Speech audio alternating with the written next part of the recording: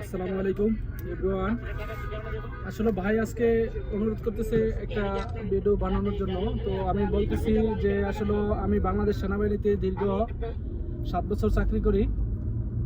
আমার পারিবারিক কিছু সমস্যার কারণে আমি এই চাকরিটা চলে যায়। পরবর্তীতে আমি ওমান যাই।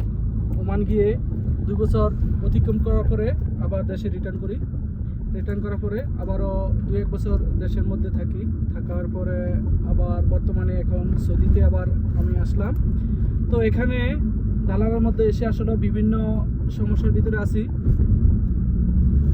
তো কি বলবো, গতকালকে পুলিশে আমাদেরকে ধরছিল, হয়তো আল্লাহর রহমত ছিল বিদায় সেখান থেকে 2জন বড় ভাই ছিল আমাদের সাথে। ওনারা অনেক কথাবার্তা বলার মাধ্যমে বোঝানোর মাধ্যমে আমাদেরকে ছাড়ছে। আর না হয় হয়তো দেখা গেছে এখান থেকেও আবার দেশে ফিরতে হতো। তো আসলে কি বলবো, কষ্টের কথা। এই প্রবাসে আসছি।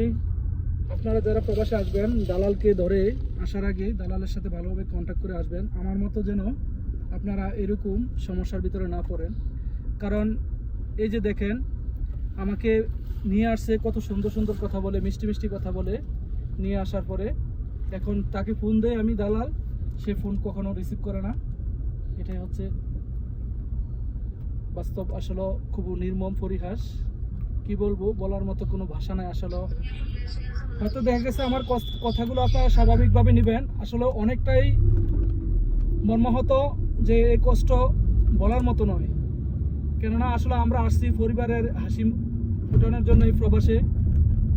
তো আসলে পরিবারকে কি হাসি ফুটাবো, পরিবারকে আরো দুঃখের সাগরে ভাসিয়ে দিয়েছি মনে হয়। নিজেকে আজকে বড় অপরাধী মনে হয়।